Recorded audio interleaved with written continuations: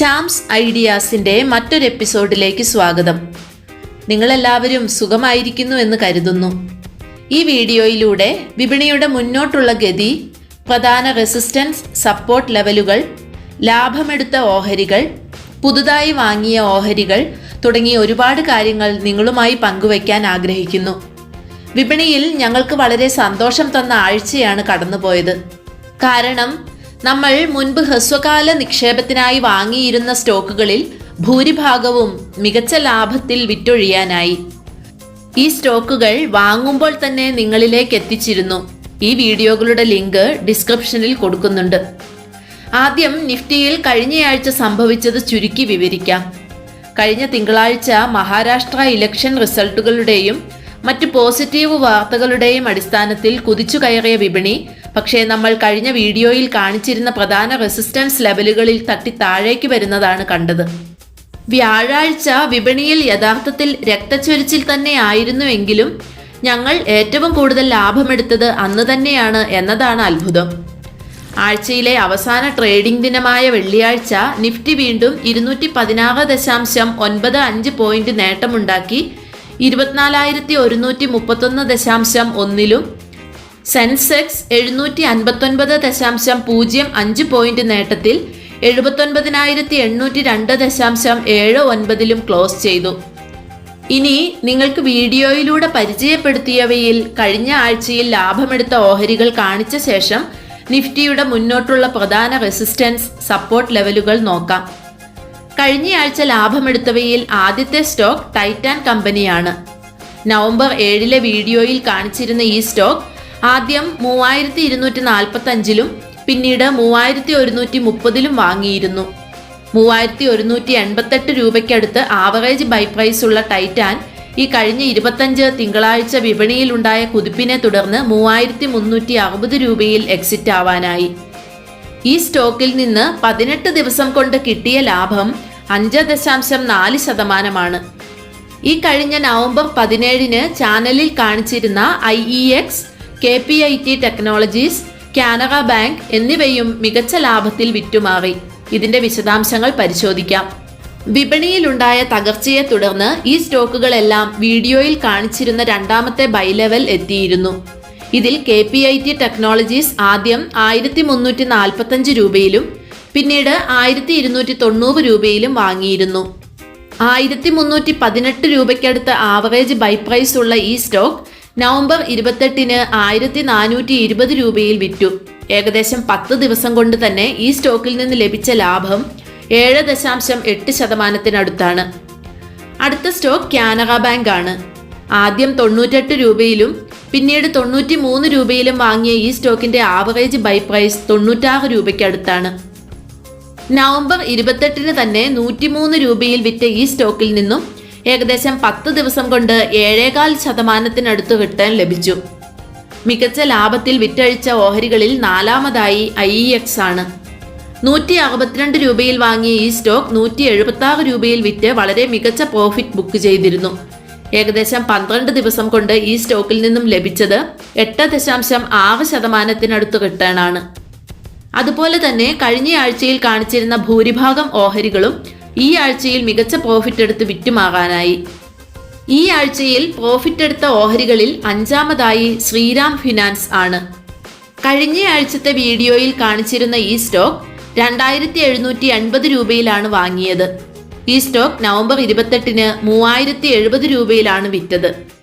കേവലം 5 ദിവസം കൊണ്ട് തന്നെ ഈ സ്റ്റോക്കിൽ നിന്ന് 10.5% പ്രോഫിറ്റാണ് കിട്ടിയത്. ആറാമത്തെ സ്റ്റോക്ക് ബാങ്ക് ഓഫ് ഇന്ത്യയാണ്. 102 രൂപയിൽ വാങ്ങിയിരുന്ന ഈ സ്റ്റോക്ക് നവംബർ 28 114 രൂപയിലാണ് വിറ്റത്. 5 ദിവസം കൊണ്ട് തന്നെ ഈ സ്റ്റോക്കിൽ നിന്ന് ഏകദേശം 12% റിട്ടേൺ ലഭിച്ചു. ഏഴാമത്തെ സ്റ്റോക്ക് ഹിമാദ്രി സ്പെഷ്യാലിറ്റി കെമിക്കൽ ആണ്. 480 രൂപയിൽ വാങ്ങിയിരുന്ന ഈ സ്റ്റോക്ക് നവംബർ 28 തന്നെ 538 രൂപയിൽ വിറ്റ് 5 ദിവസം കൊണ്ട് തന്നെ 12% കൂടുതൽ പ്രോഫിറ്റ് ബുക്ക് ചെയ്തു. എട്ടാമതായി PFC ആണ്.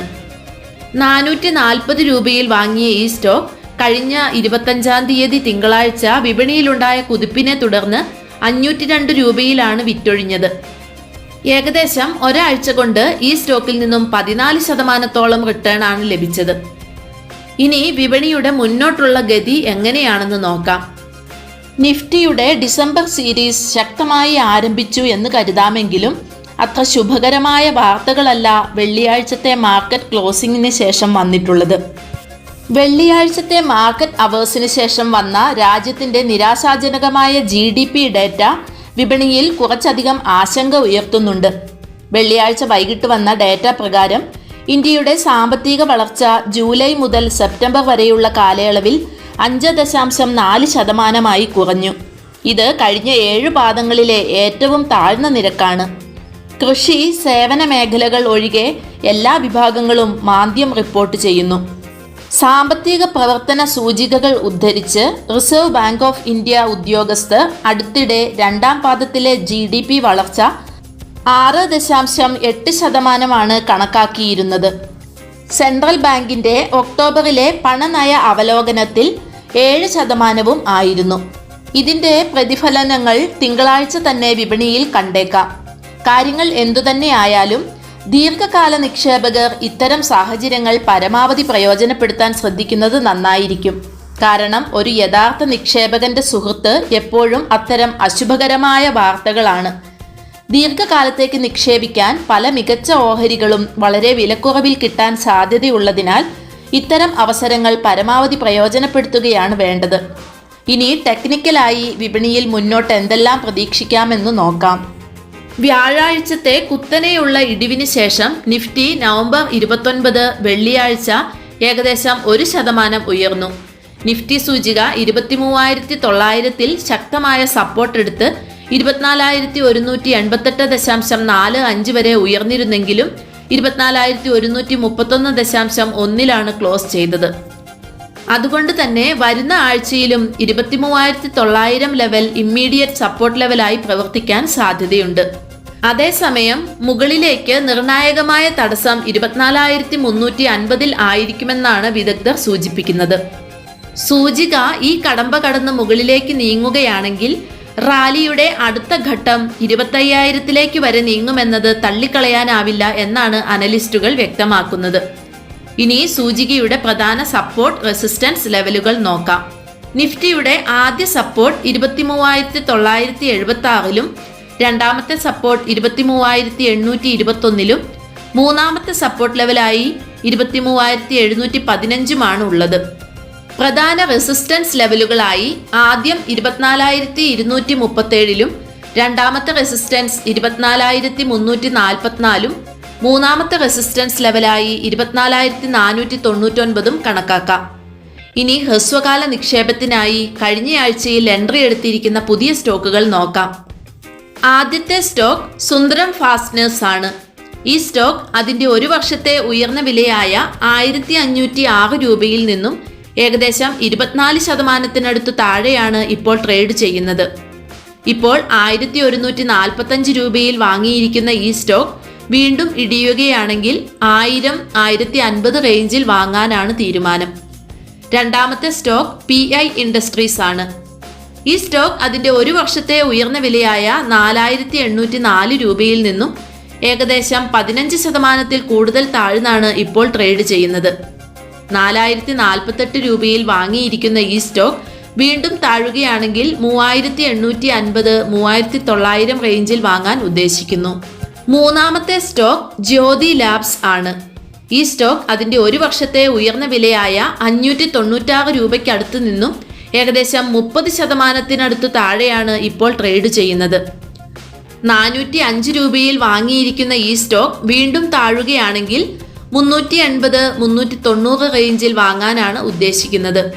നാലാമത്തെ സ്റ്റോക്ക് IRFC ആണ്.